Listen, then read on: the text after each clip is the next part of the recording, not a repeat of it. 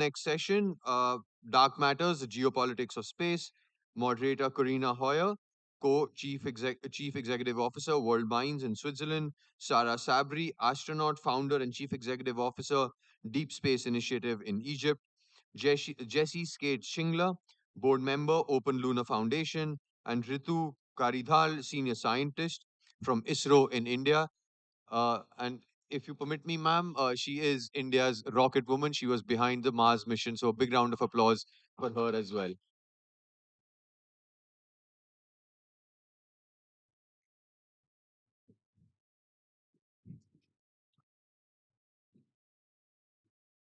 Corinna, over to you.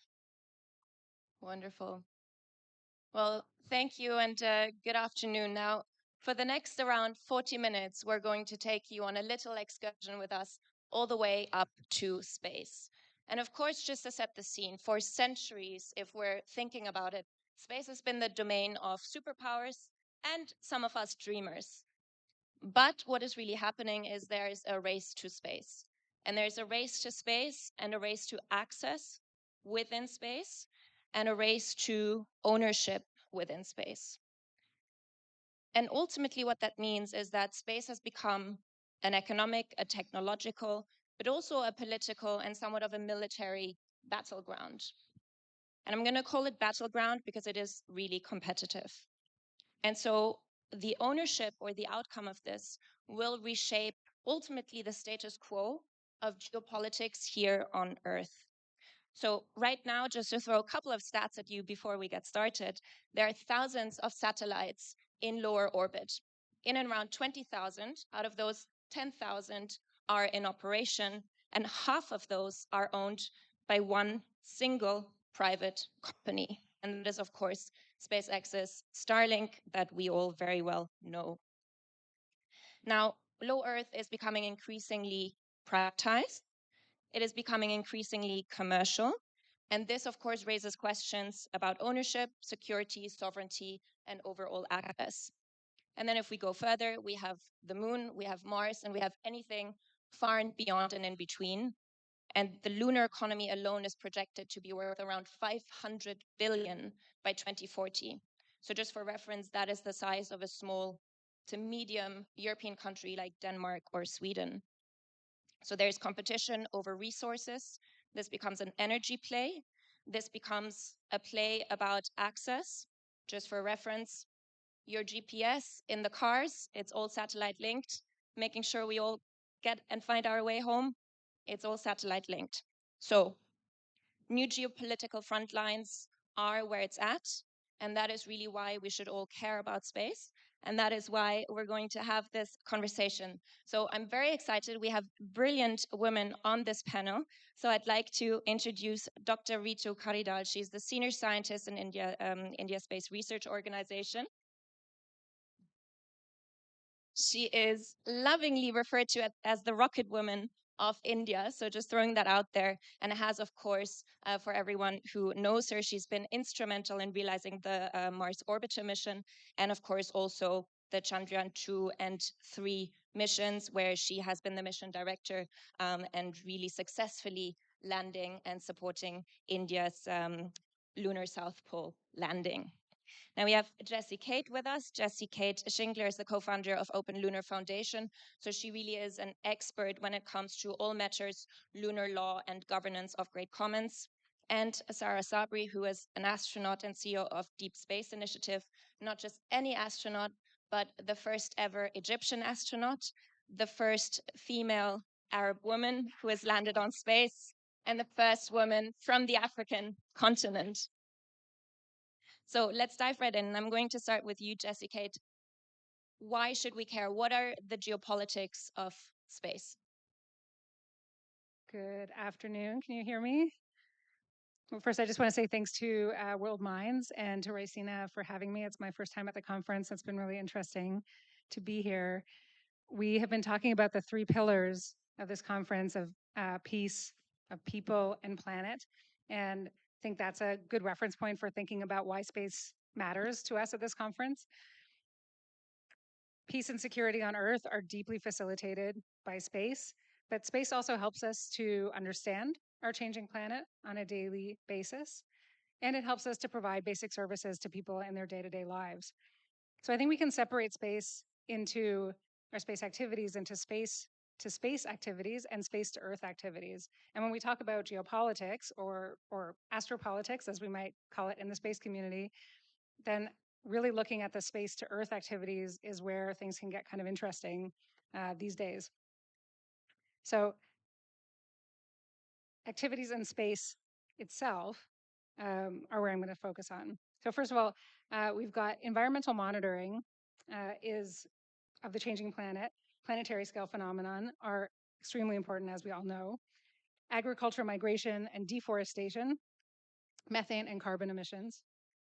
But then we also can look at tactical military activities and conflicts, as we've seen very much playing out in Ukraine, from communications and internet connectivity with GNSS capabilities such as GPS systems, to positioning and targeting, to ballistic missile technology. We also have strategic peace and security being contributed to through surveillance and reconnaissance. So we talk about eyes in the sky, supporting monitoring, reporting and verification activities that are generally seen to increase stability. Space is also a dual use technology. So launch vehicles are basically ICBMs. So the proliferation of space access is also the proliferation of missile technology that could be used as offensive capabilities. This also makes these assets a potential target in geopolitical conflicts on Earth, both to undermine military capabilities as well as to handicap an adversary's economic and civil functioning. Finally, it also means that when we see nations advancing their space capabilities, for example, what we see happening right now with lunar activities between China and the United States, part of what they're doing is they're sending signals about their ability to operate in and maneuver in the space domain, which is a signal about their ability to dominate in the terrestrial domain. So it's all very related. In recent years, we've seen an increase in this kind of posturing with anti-satellite weapons tests. So I'm just going to talk about that for a second. These are mostly kinetic space weapons. And what we see is literally some of the space superpowers are blowing up their own satellites to show that it's possible, that they could do it to other actors if they needed to, which, as we'll get into, it creates a huge mess in terms of space debris, but it also threatens their own satellites and astronauts. So the fact that they're willing to do that, it really shows us how important that posturing is to them to be able to demonstrate that capability. Jessy, thank you. And so we already we started speaking, and you just mentioned space debris. So space debris is, of course, a huge issue. I will now pass over Ritu.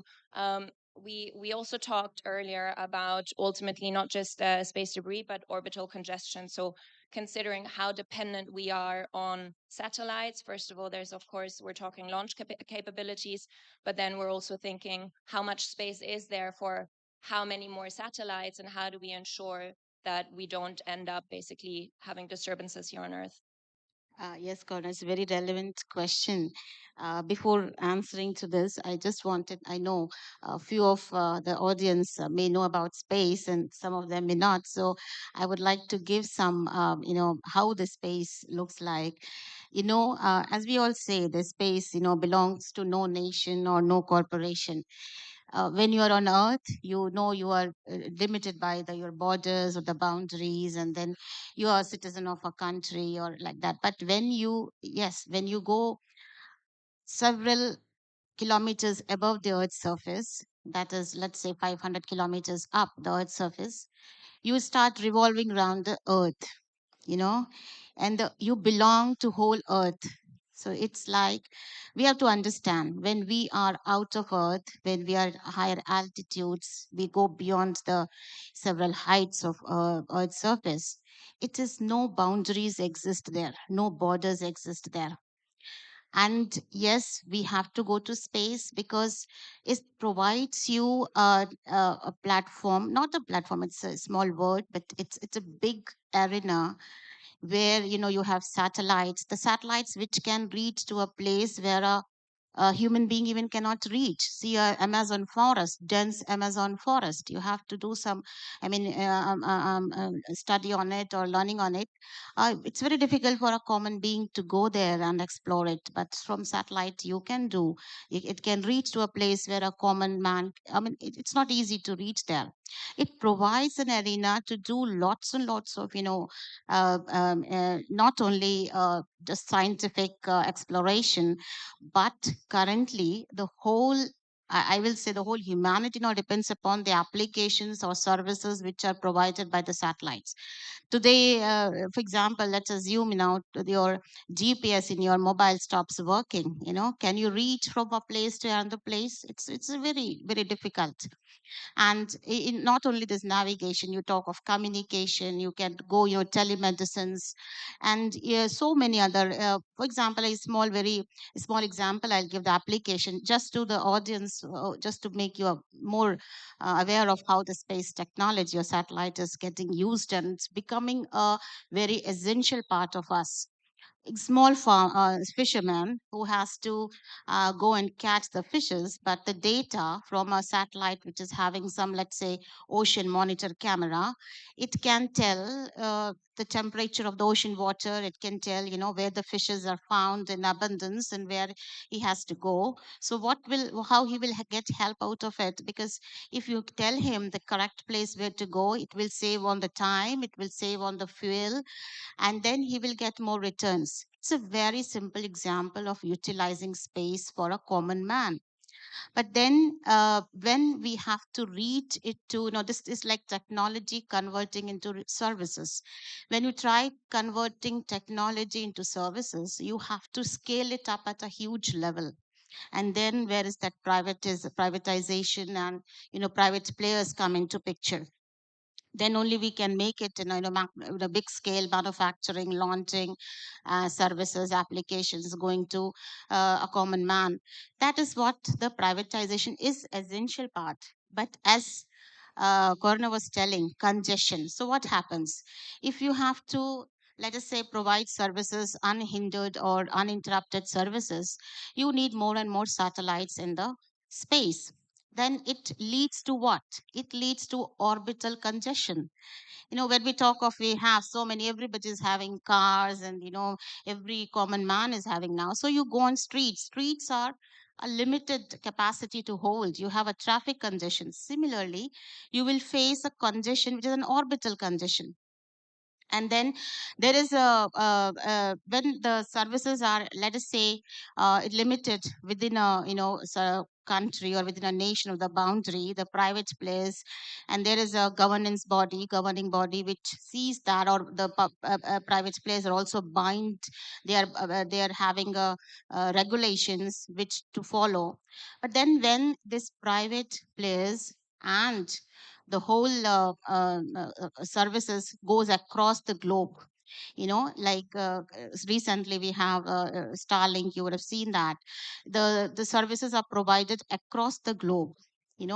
Then which is the governing body, or which is the frameworks, common space framework, which really regulates or monitors and shows that. See, I tell you, you not have heard of, or some of you would have heard of something called Kessler syndrome. It's like, if in case the congestion or anything unexpected, two satellites coming very near to each other, we constantly monitor. Currently, we constantly monitor, do the required maneuver to ensure that they don't come so near to each other, and then conjunction is avoided. But if you keep on increasing this congestion, it becomes highly difficult. So what are the And guidelines? it's a manual process, right? Yes, currently it's a man. Yeah, we do lots of things. The softwares, there are agents. People who work on it constantly. Mm.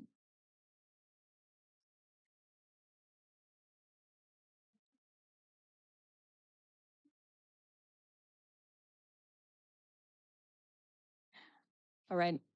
Let's see. I will pass it. Do you want to try this? This is. I've spoken a lot. It looks like. Yeah.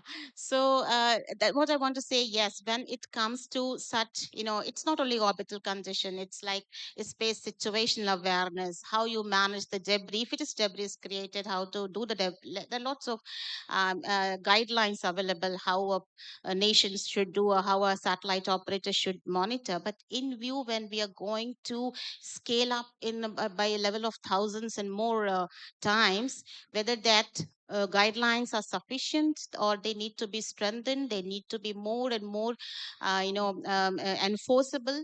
So this is what is I feel required And in a global framework to really see that we are able to sustain these activities. It yeah. should not happen that tomorrow when we are trying to depend on it and the sustainability is lost. Yeah. Yes. Let's maybe get back to legal frameworks a little bit later. Um, but of course, and as we spoke about earlier, I mean, there's an increasing participation of private companies. We need private companies, or governments need private companies in order to ultimately complete the space missions that they have, and the race to space. It is critical, but it's a very resource intensive game, let's say. So, and I will come to you, Sara, in a second, but Ritu, how and what kind of role, first of all, do you see India playing within the space industry and also within the space of working with private companies here? Yes, India's role has been very pivotal. I will say that recently we have had a very cost effective and very technological extensive missions.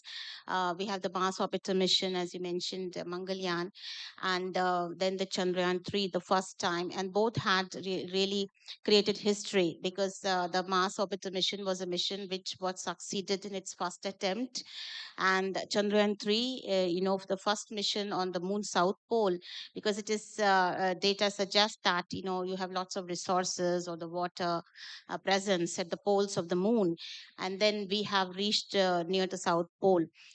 So ISRO has always been working in a very cost-effective manner, and taking up the challenging missions like this.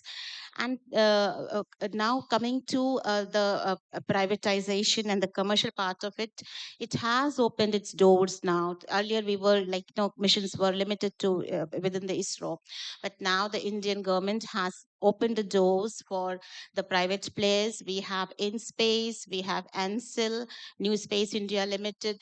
They all, I mean, you talk of InSpace, they all do hand holding. They provide they facilitate the private players or the startups, who are capable of taking up such responsibility of making satellites or launch vehicles and then application side.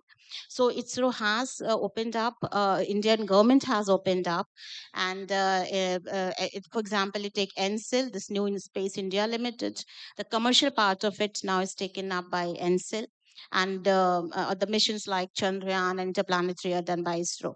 So this has the working level is the working mode is like private public partnership, PPP mode. So and inclusive, involving private players for the inclusive growth, and then always there is also based on the Indian space policy, the guidelines, which always ensures that there is no, no dominance or monopoly of anything, but we all work together for inclusive growth. That is how ISRO and India has now opened up. Yes. Thank you so much. Sara, now I want to come to you because you obviously bring a very unique perspective to this discussion. So, as really the first, not just Egyptian astronaut, but also Arab woman in space, you were always passionate about space. Yet, when you looked at where can you contribute and which companies can you contribute, you very quickly realized that because of your passport, you cannot contribute in the US. A lot of space initiatives and a lot of space companies, also in the private sector, will only employ their national fellow citizens. So, what was the solution that you did about this, and how does the New Space Initiative that you work on fall into this? No, yes, I think it's something that I think is not really well known about space, is that it's I mean, I think it is well known too, and I think also Jessy talked about this a little bit briefly. Is that space has a dual purpose. It can be used for both science and for humanity and for exploration, right? Like whenever you think about space, whenever you're thinking about looking up at the stars, you're thinking about this feeling of wonder, this feeling of limitlessness, right? But it's also has this other side of it that is not, what it was meant to be, or what some side of it are actually meant for it to happen at the beginning. So definitely because of that, because of the fact that space can be used as a military for weaponry and for all of this, and a lot of the technologies that are developed for space are under the US munition list, for example, in the US, or protected by ITAR. It's the same thing in different countries. So every country looks at their space technologies and their space field as something that is more of national interest and that they need to be protecting it. But what we've seen throughout the years is that the demand is actually for people who are skilled, for the demand from countries, from commercial industry, because of how much it's growing. They are needing to hire more and more people, but they're not finding enough qualified applicants, because you can't just like look for a specific industry. Imagine if one industry was limited to only people from within that specific nation. It doesn't really make sense, right? Because I think there's so many people around the world that bring different perspectives, and whenever you're working on a problem, you need to be addressing it from different angles. You need to be getting the people that you can get from different parts of the world to address that problem. And when we're talking about space, it is rocket science. It is some of the most difficult topics that humanity has had to deal with. So you need to be able to employ people that are that have the capacity, that have the skills to be able to work on it without looking at their passports. So for me, yes, when I started getting interested in the field, which, long story short, it was because of an existential crisis. It wasn't something that I dreamt of doing as a child, because I grew up in Egypt, and there we don't have astronauts, we don't watch rocket launches on TV, you don't read about them on the newspaper. It's just something that's so far away. So for me, I got interested in the field because of astrophysics, because I had a lot of questions about the world. And for me, my solution, or my conclusion to those questions that I had, that's just impossible to answer, was that in order for us to at least attempt to answer them, is for us, if humanity become multiplanetary. So that's how it started for me.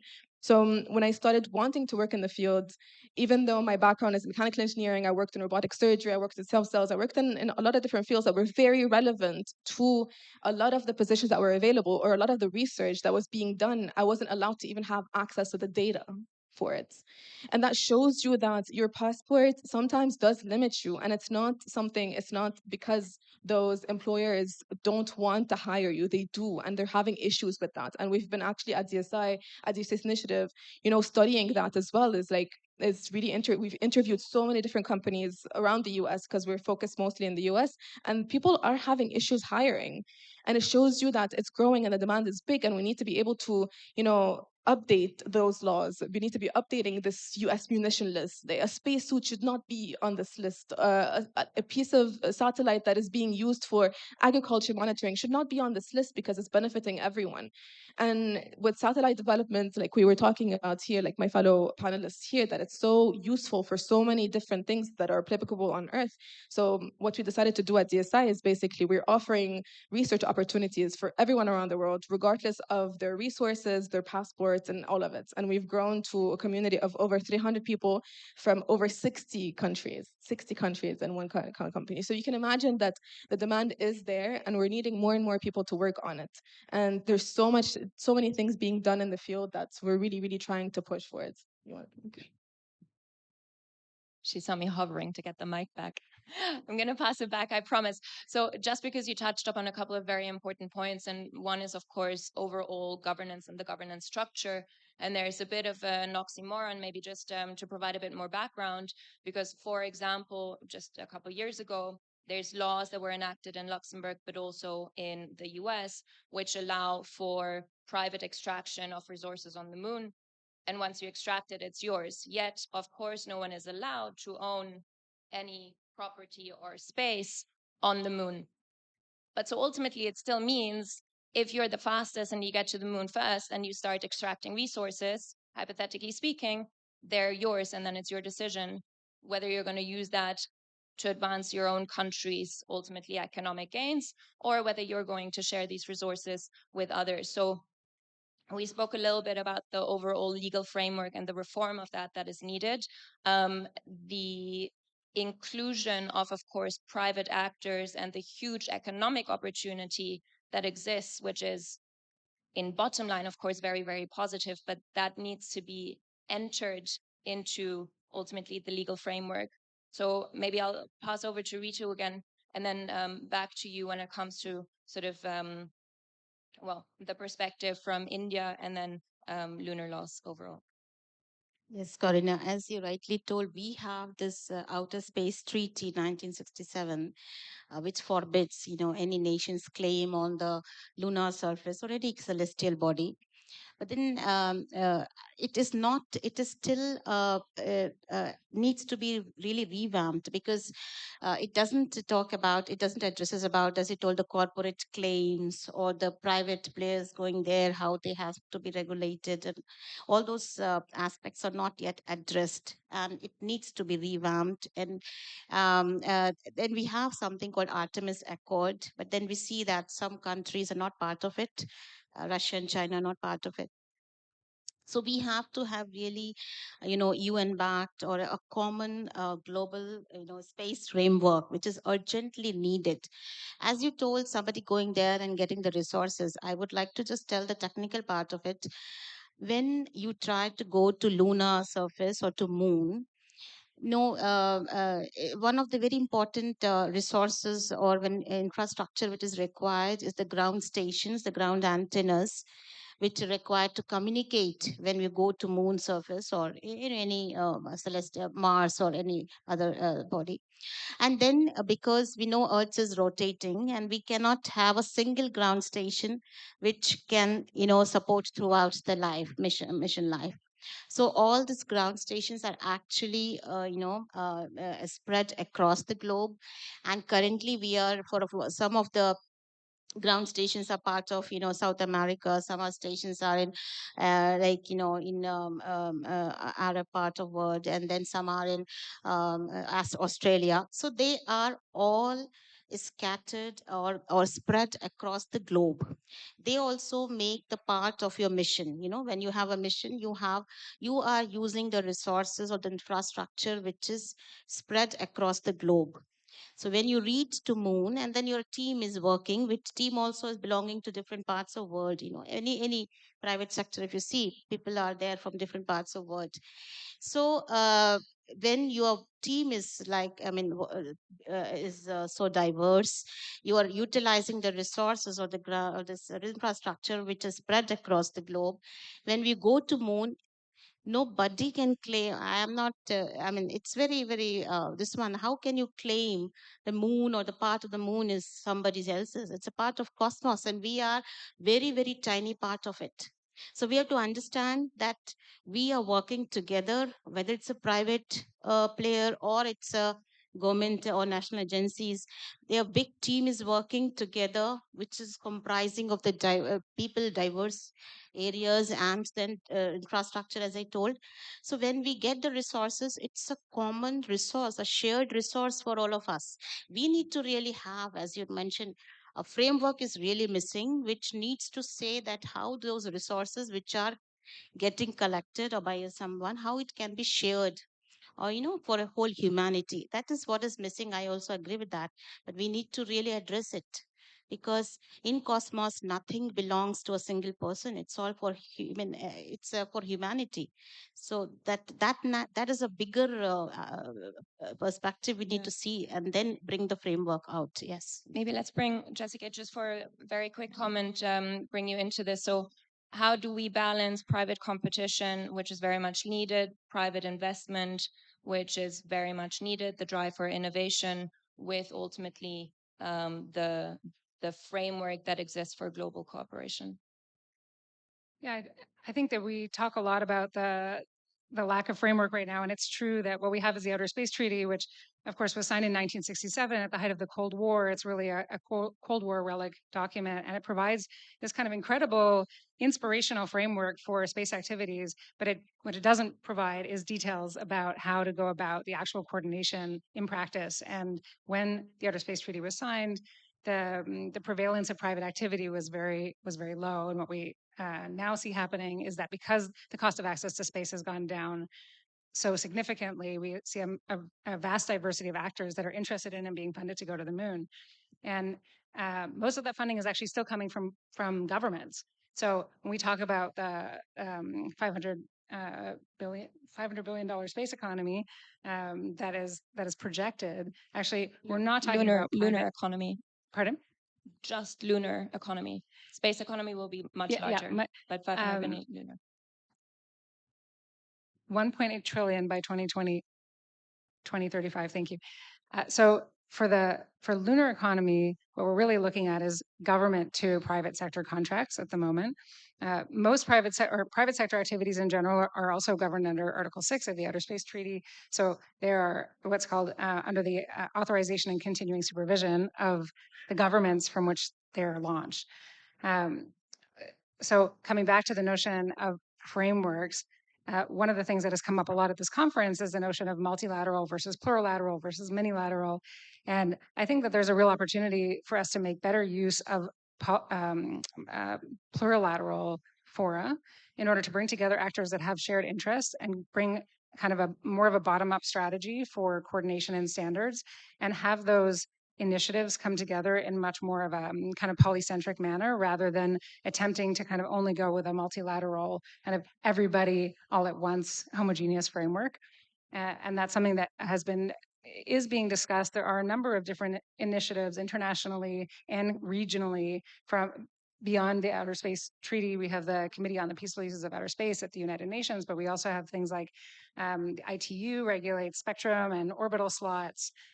We have the Artemis Accords and ILRS, the International Lunar Research Station. These are kind of regional block initiatives, as well as you have civil society and sort of think tanks and the policy community putting out proposals that are being discussed in smaller groups. So I think there are initiatives happening, but I do think it's really important that we actually be willing to come to the table and discuss them, because at the end of the day, policy is a human-invented activity that is up to us to reflect the kinds of values that you're talking about.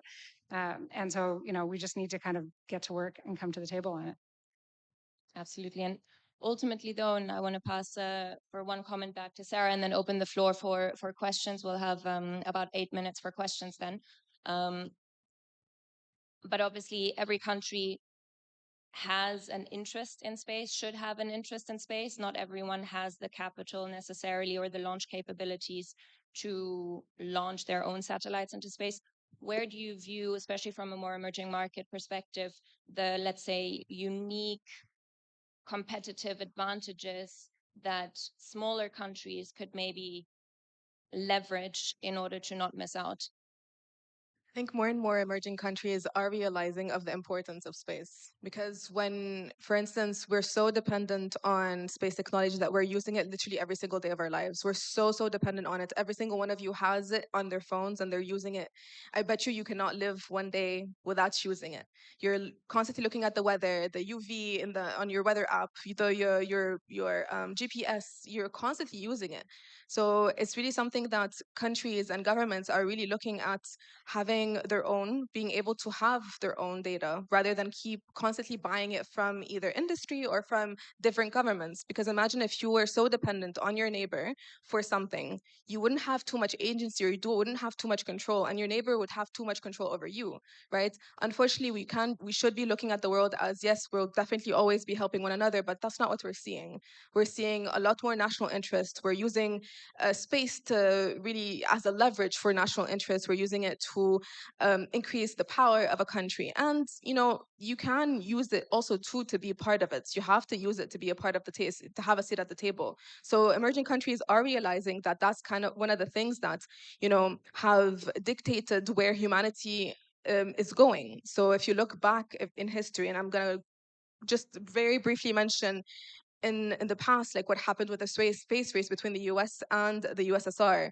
And it wasn't just a space race just because one party or both parties wanted to go to space first just because.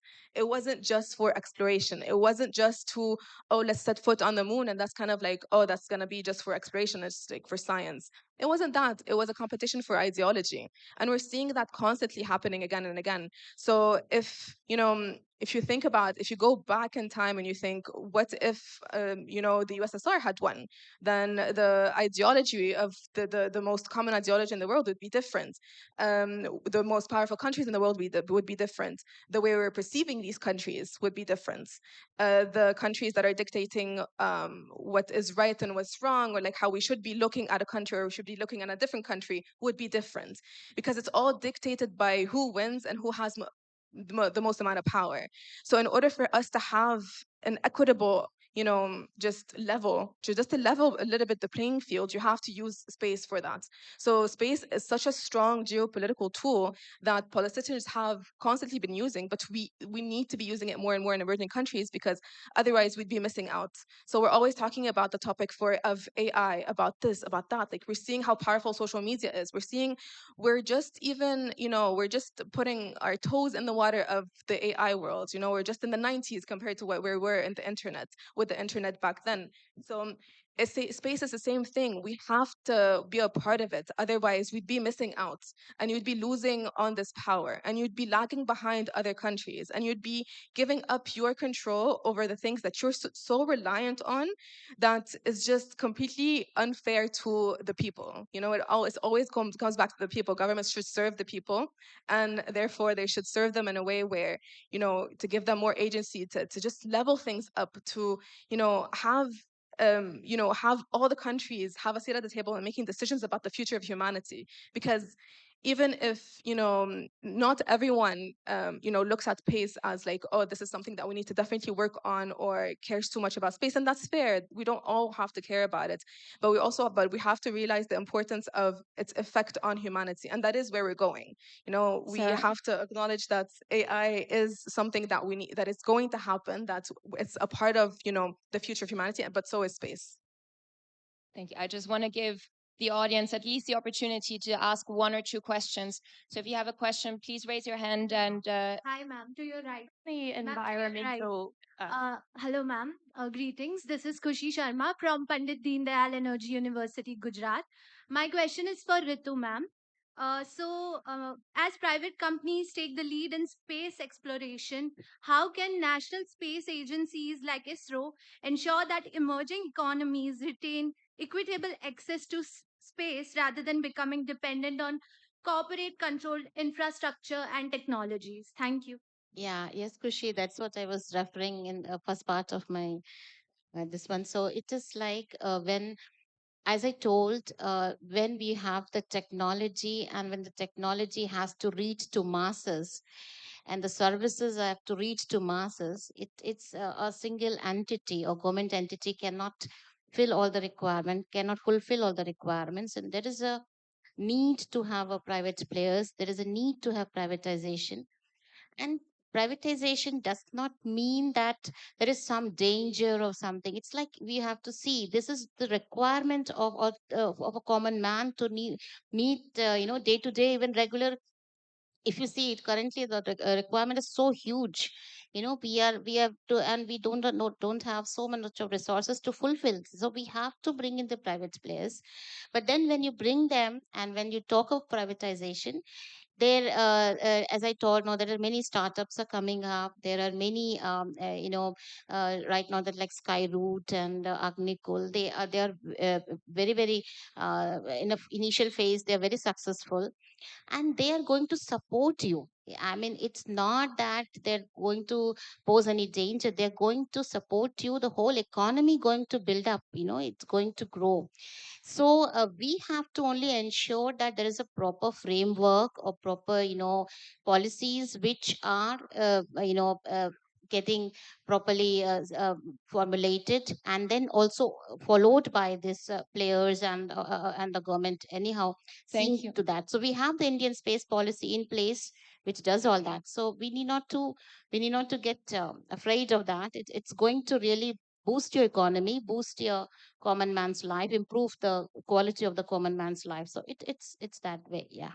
Thank you, Ritu. Let's take one more question. Short question, very short answer. Izzy from New Zealand. Given the environmental impact of rocket launches and satellite proliferation, how are tech leaders balancing rapid innovation with planetary sustainability, specifically beyond traditional offsetting mechanisms, which we know have significant limitations towards systemic and direct contributions to climate and the environment? Who are you directing the question to? The panel. Who would like to take it?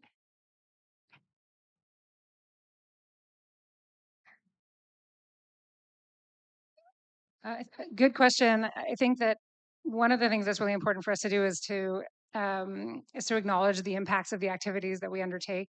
And so there isn't a way at the moment to erase that environmental impact, but I think it's also important to recognize the benefits that we do receive from putting satellites in space, and the particular value to the environmental community and our ability to understand and monitor the planet. uh, I think personally is greater than the cost, but it doesn't mean that we don't need to think about some of the topics that Kitu was talking about in terms of space debris is a massive environmental issue, disposal, how we dispose of satellites, how we ensure that we don't have satellites colliding with each other and creating space debris. I think that's actually the bigger environmental issue in terms of like net impact. But I do think it's important that we talk about the sort of atmospheric impacts of launches as well, not to mention debris from like rocket debris falling back down to Earth is another significant one that's more dramatic, if perhaps less like sort of net environmentally impactful. And just to really quickly add here that there's a lot of technologies that we're developing for space that can be used to solve some of our issues on Earth. So it's really important to notice that they can be applicable for directly to solve problems on Earth if we have the finances and if we have the political will. And that's what we're doing at Strive, which if you're interested, I'd love to talk to you about it. Ma'am, Thank you. on Time's your up. left. I know. Hi, So if you want to come find us and continue the conversation, the panel will be outside. Thanks, Thank- everyone. thank you so much. And a big round of applause to the panelists. And of course, thank you so much once again. I know there was a lot of interest. I saw a number of people queued up, but we do have to keep the train running on time. If I could invite everybody to the top of the stage, the speakers, for a quick photograph. Photograph.